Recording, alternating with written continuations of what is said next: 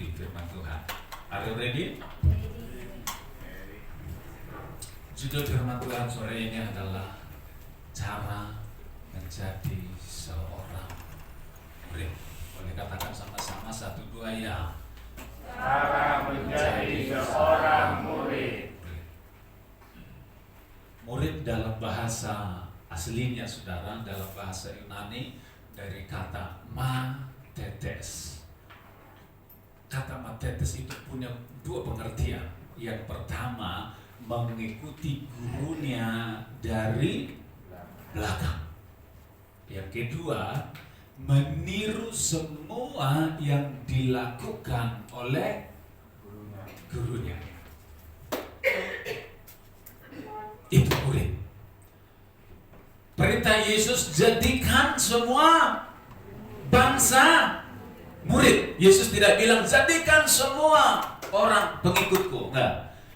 Yesus tidak bilang jadikan semua orang anggota jemaat gereja. Enggak. Yesus tidak pernah suruh. Yesus juga tidak bilang jadikan semua orang jadi simpatisan di gereja. Tidak. Yesus tidak tertarik dengan jumlah yang banyak. Yesus tertarik ketika ada orang yang mau, yang siap jadi muridnya. Yesus tidak cari follower. Amin. Yesus cari murid. Saudara masih ingat apa bedanya follower dengan murid?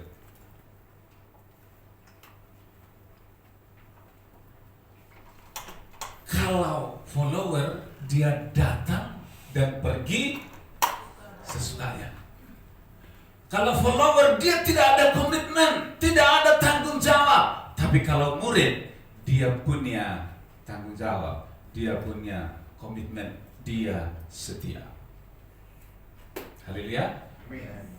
Saudara, kalau lihat pelayanan Yesus selama di bumi ini, Yesus, kita lihat orang-orang yang ada di sekitar Yesus ada 3 kelompok. Yang pertama adalah murid. Murid itu orang yang paling dekat dengan Yesus. Berapa murid? 12. Dari 12 murid itu ada orang-orang yang paling dekat dengan Yesus. Siapa namanya?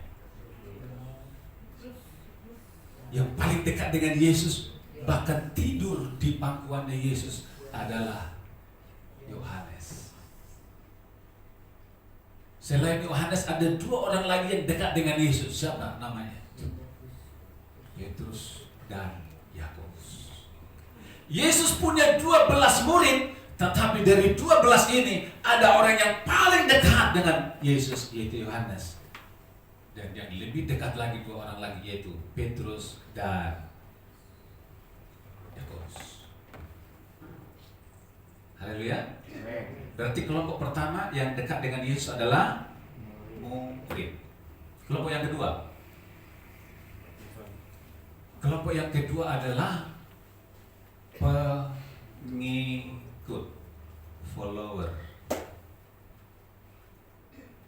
Ketika Yesus melakukan mujizat di sini, memberi makan 5.000 orang, banyak orang berbondong-bondong ikut Yesus. Ketika Yesus selesai lakukan mujizat di sini, Yesus pindah ke seberang, orang banyak berbondong-bondong mengikuti Yesus. Tapi tahukah saudara, apa tujuan mereka?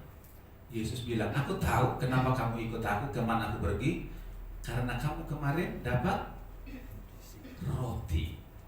Ketika aku membuat 5 roti, 2 ikan, makan banyak orang. Kamu kebagian toh, makanya kamu selalu ikut aku. Jadi motivasimu ikut aku karena kamu punya kebutuhan. Yesus bilang, aku gak tertarik dengan manusia yang gitu. Ke gereja hanya karena doaku dijawab.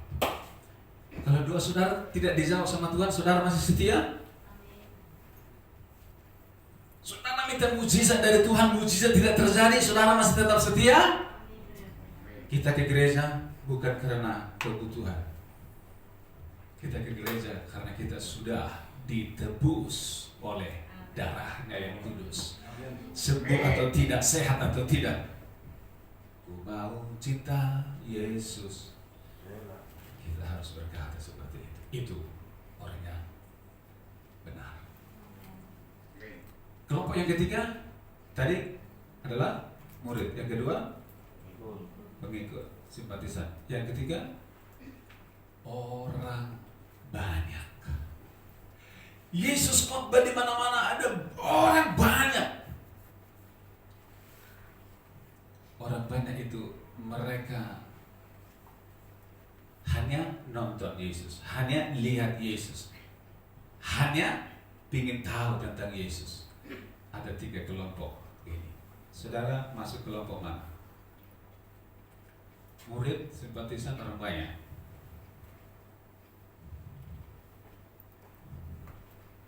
Hanya engkau yang tahu.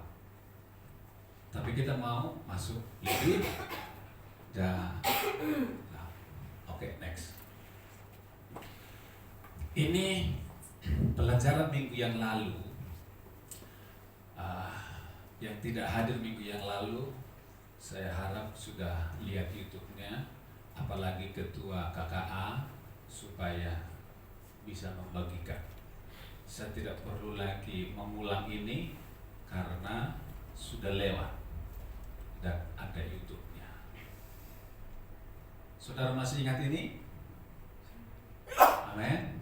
Ketika KKA kemarin, ketika ditanya tentang khotbah minggu, saya nggak tahu di KKA di tempat lain apakah sama.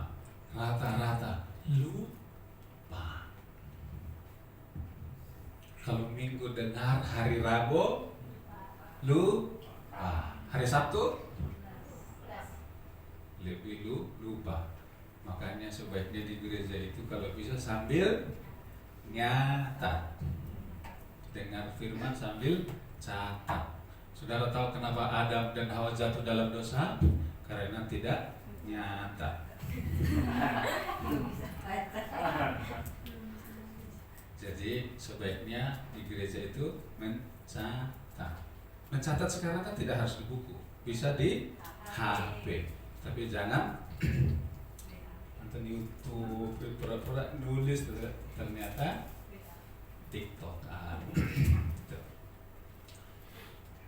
Percaya, beriman, pergi seperti Yesus, masuk surga. Sekarang kita ada di mana? Yang jelas belum di surga. Harapannya kita semua sudah ada di sini. Next.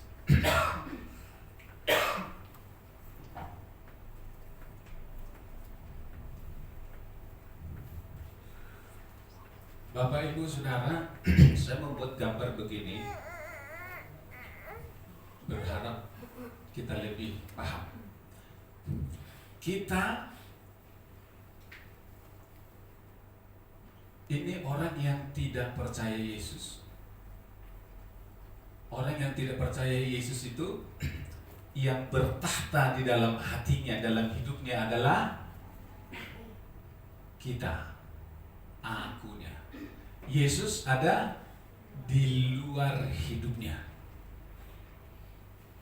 Yesus ada di luar hidup saudara atau di dalam hidup saudara? Di dalam. Si Tuhan. Kalau di luar berarti saudara orang yang belum percaya.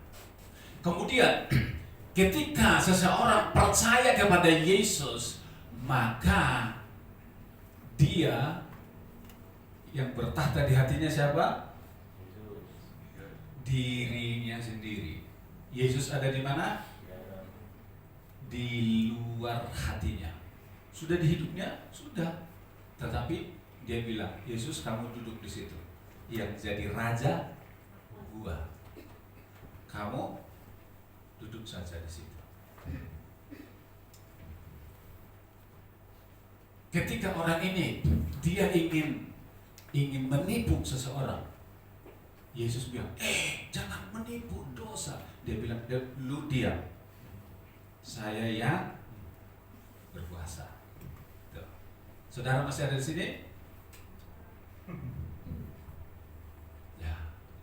Makanya ini untuk orang yang percaya. Kita sudah bukan di level ini lagi mestinya. Iblis pun percaya bahwa Allah ada, tapi iblis tidak pernah taat kepada firman. Kalau saudara percaya tetapi tidak taat sama firman, saudara sama seperti ya seperti itu. Kenapa ini warna hitam? Orang yang belum percaya Yesus, dia hidup di dalam kegelapan. Kemudian kenapa ini warnanya sedikit abu-abu? Dia sudah mulai hidupnya sedikit berubah. Dan ini warna kuning. Warna kuning ini berbicara tentang apa? Dunia kerajaan Allah. Katakan sama-sama. Dunia kerajaan. Mudah-mudahan saudara masih ingat. Apa bedanya kerajaan Allah dengan kerajaan sorga? Apa? Sama. Jangan ragu-ragu. Katakan sama-sama. Sama. Apa bedanya kerajaan sorga atau kerajaan Allah dengan sorga?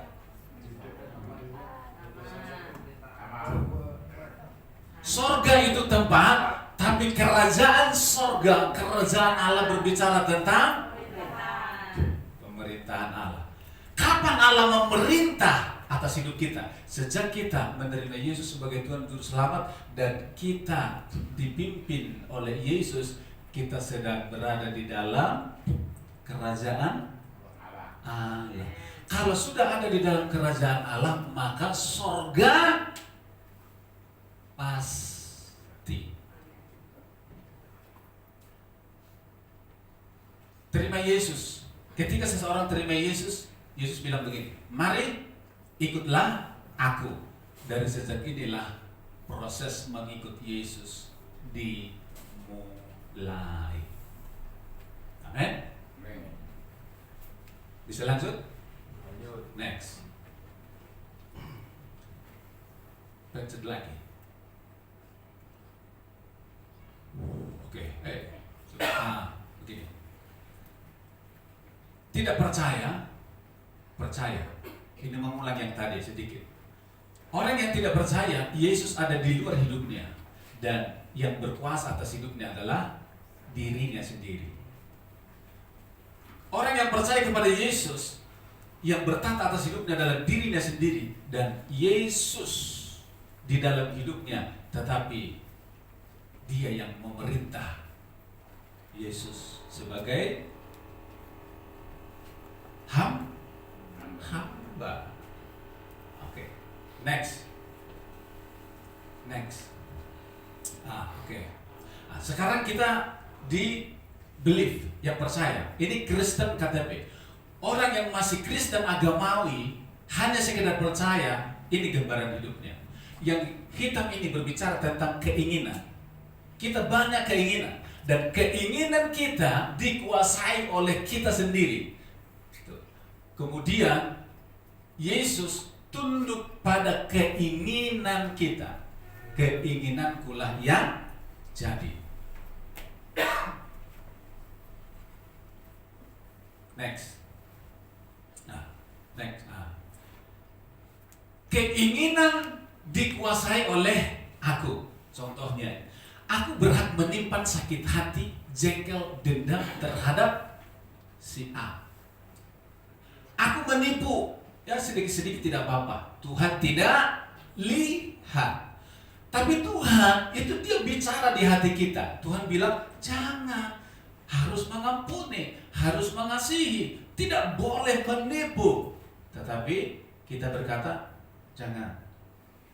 Saya punya hak untuk memutuskan. Orang itu sudah terlalu menyakiti hatiku, jadi aku tidak bisa mengampuni dia. Yesus bilang, jangan, kamu harus mengampuni. Gitu. Ketika dia mau ke gereja, saya tidak mau ke gereja. Tuhan bilang, kamu harus ke gereja. Gitu. Ketika hatinya melawan, saya nggak mau pelayanan. Gitu. Hatinya bilang, Roh Kudus mengingatkan di hatinya, kamu harus pelayanan. Kamu kan anakku, kamu kan aku berikan aku saja loh. Kiranya kita bertumbuh masuk di sini. Amin. Next, kita masuk di sini.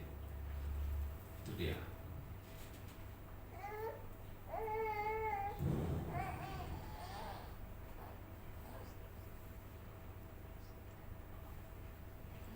Ya, jalan aja nggak apa-apa, nggak usah ragu-ragu. Ya. Sekarang kita yang tadinya hanya sekedar percaya, kemudian kita dibaptis, lalu kita berpindah di dalam zona ini yang kuning. Ini adalah zona kerajaan Allah. Sekarang kita mestinya sudah ada di sini. Jalan serta Yesus. Serta Yesus. Nah, dia jalan terus. Next.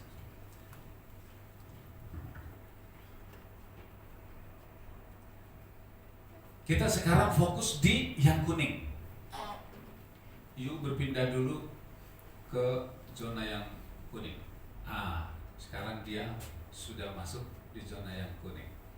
Dan sekarang sejak kita terima Yesus sebagai Tuhan dan Juru Selamat, dari sejak kita dibaptis, maka Yesus yang harus jadi Raja, jadi Tuhan yang bertahta dalam hati kita, dalam hidup kita.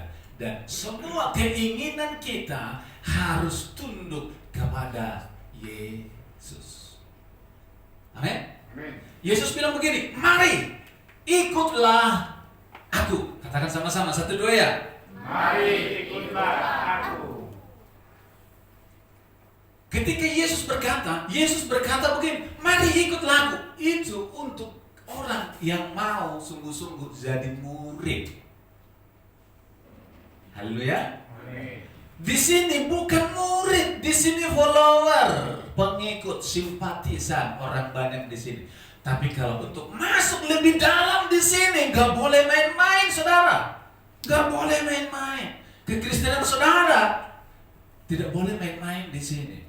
Yesus tidak pernah mencari pengikut, tapi Yesus mencari murid. Are you ready? Next.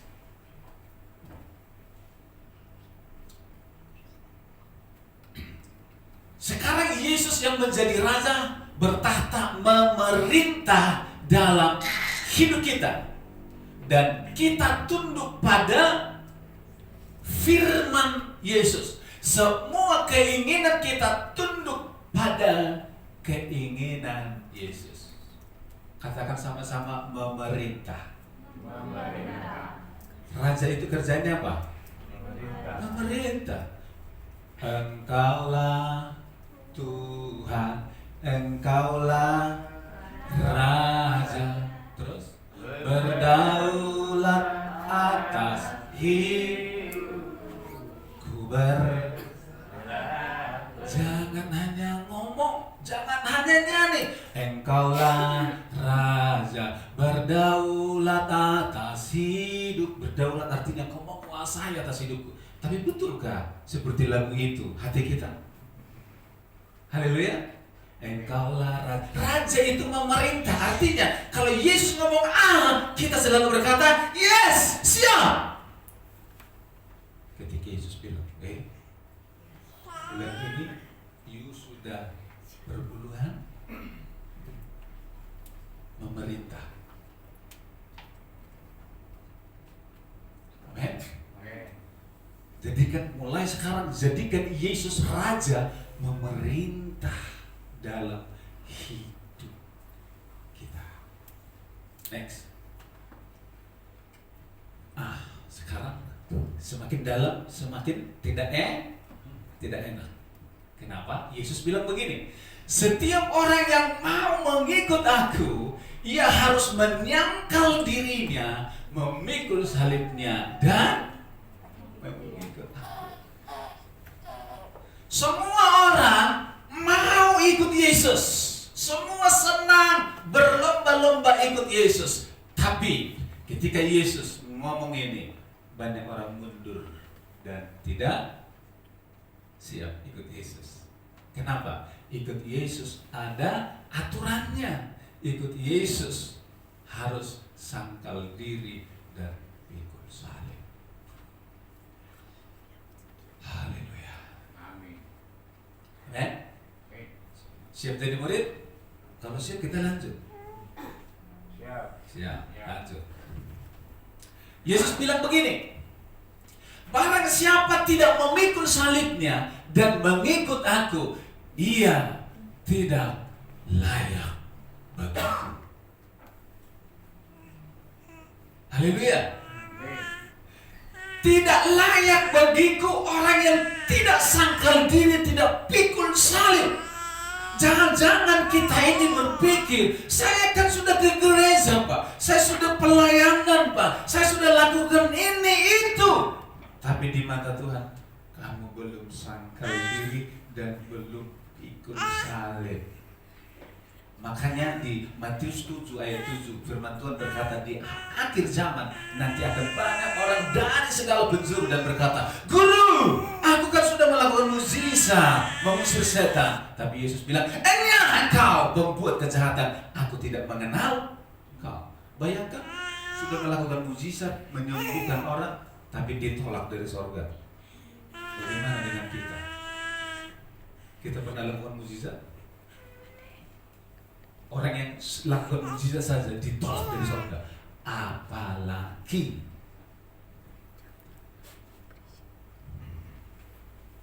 haleluya. Kiranya Tuhan berbicara di hati kita. Oke, next. Tuhan bilang lagi begini, barang siapa mengasihi bapa atau ibunya lebih daripadaku, ia tidak layak bagiku. Dan barang siapa mengasihi anaknya laki-laki atau perempuan lebih daripadaku, ia tidak layak bagiku. Keras sekali Tuhan. Kalau saudara mengasihi anakmu lebih daripada Tuhan, Tuhan tidak berkenan atas kita. Tapi itu kan anakku Pak yang aku sayangi. Tuhan yang ngomong, bukan saya ngomong. Haleluya. Jadi makanya jangan mendoakan anakmu. Serahkan anakmu kepada Yesus. Biar Yesus yang membimbing anakmu. Haleluya. Dan orang tua juga jangan diatur sama anak. Sekarang zaman ini kan banyak anak-anak yang kurang ajar, betul nggak? Orang tua diatur sama anak. Puji Tuhan di sini nggak ada. Amin. Oh Tuhan tolong. Haleluya. Kemarin kaum muda di sini, saya sedikit bukan ngomel sih, saya jarang ngomel. Apalagi marah, saya jarang marah. Ketika pulang, Ola bilang, kenapa sih Papa marah-marah? Saya gak marah. Saya hanya menasihati. Bapak itu kan tugasnya menasihati. Bapak sebagai orang tua pernah nasihatin anakmu? Kalau engkau tidak pernah nasihati, engkau bukan orang tua yang benar. Betul nggak? Betul. Saya berhak marah mengarahkan mereka. Kalau ada anak muda tersinggung sama saya, bersyukurlah. Iya, bersyukur. Karena saya bapak rohani, makanya saya menasihati dan mengarahkan. Ada yang nggak tersinggung? Ya semoga saja tidak ada.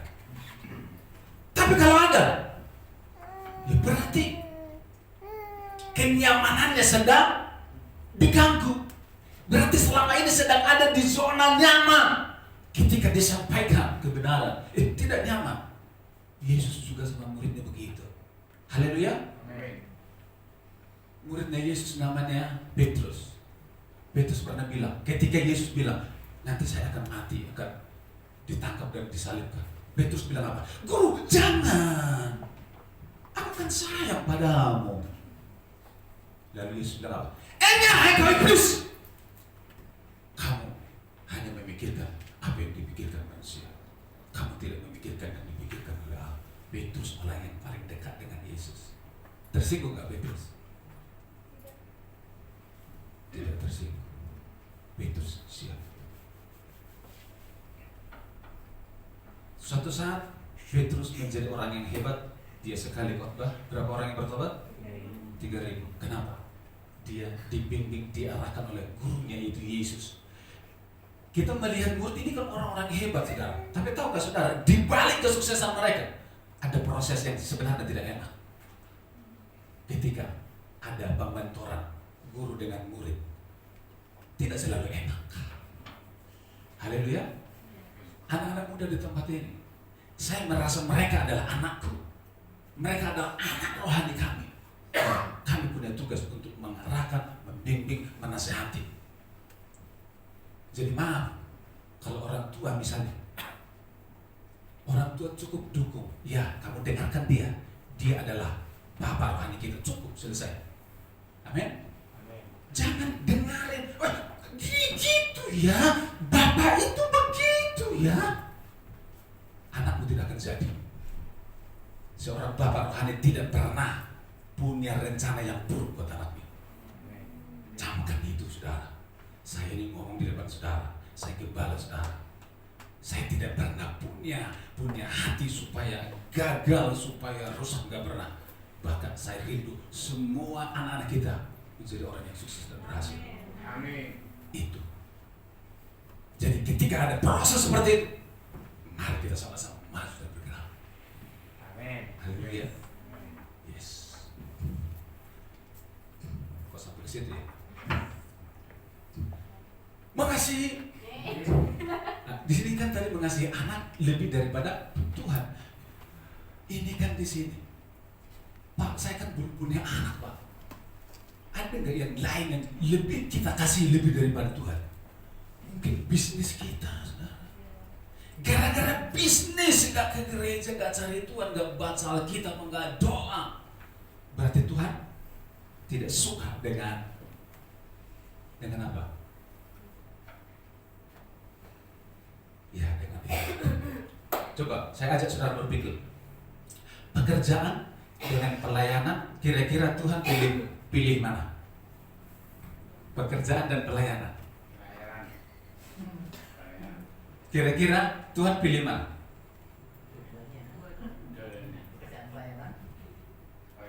Kalau saudara pikir, pekerjaan Pak, saya kan hidup dari pekerjaan itu, Pak. Jadi pelayanan nomor 2. Nomor 1 adalah kenapa? Karena saya hidupnya dari situ. Bagaimana kalau Tuhan bilang, aku tak ambil kerjaanmu ya, supaya kamu nganggur. Dulu Pak Juapan pertama kali saya ketemu, setiap saya ajak ke gereja, alasan Pak Juapan selalu ada, mija. Saya bilang, Pak Juapan, dalam hati keras-keras, Tuhan ambil supaya Pak Juapan tidak ada kerjaan, supaya Pak Juapan ke gereja. Tapi puji Tuhan sekarang Pak Juapan tidak hadir di gereja. Selalu telepon, tolong jemput saya mau ke gereja. Dulu susahnya minta ampun biasa ke gereja. Betul nggak Pak Juapan? Roh Kudus bekerja di hati. Amin. Semua hal yang kita cintai lebih daripada Tuhan, Yesus bilang, itu berhala. Engkau tidak layak bagiku. Kiranya Tuhan berbicara di hati kita. Terus, demikian pula tiap-tiap orang di antara kamu yang tidak melepaskan dirinya dari segala miliknya tidak dapat menjadi murid. Saya hanya berdoa saudara supaya Tuhan berbicara lebih dalam di hati kita, membawa kita jadi murid. Saya berpikir gini saudara, ketika saudara hadir rajin di gereja, ukuran kualitas saudara bukan ditentukan kehadiran hari Minggu. Setuju nggak?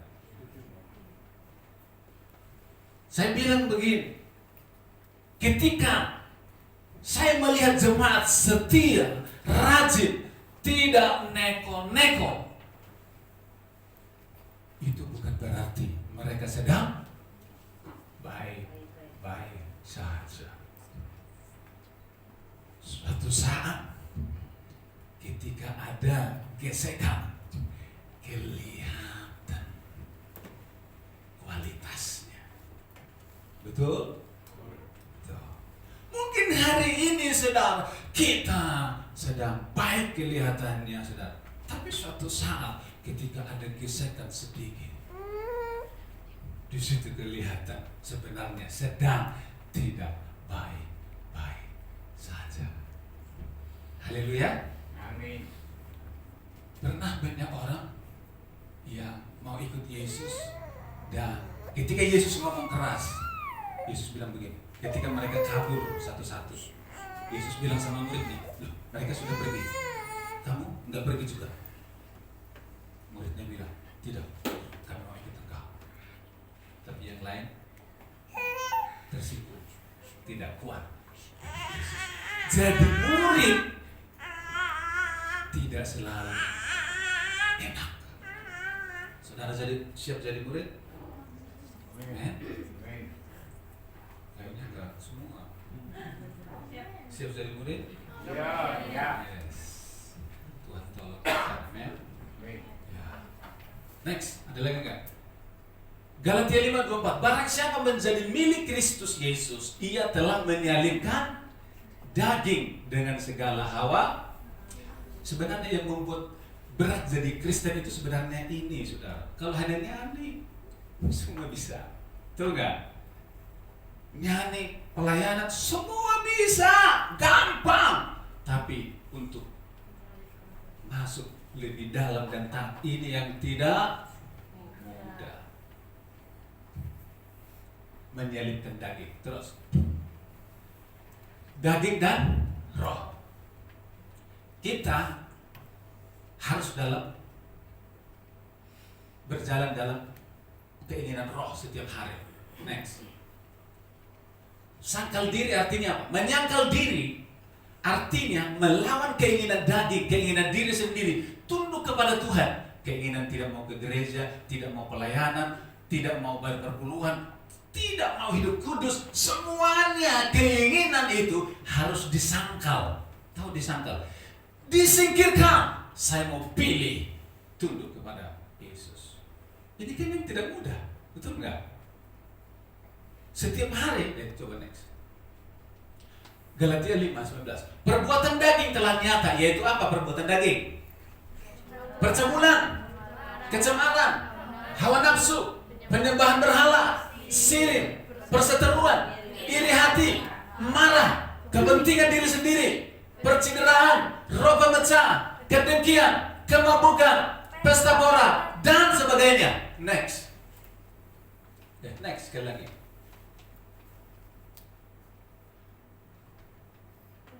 Maksudku ialah hiduplah oleh roh, maka kamu tidak akan menuruti keinginan daging. Sebab keinginan daging berlawanan dengan keinginan roh, dan keinginan roh berlawanan dengan keinginan daging.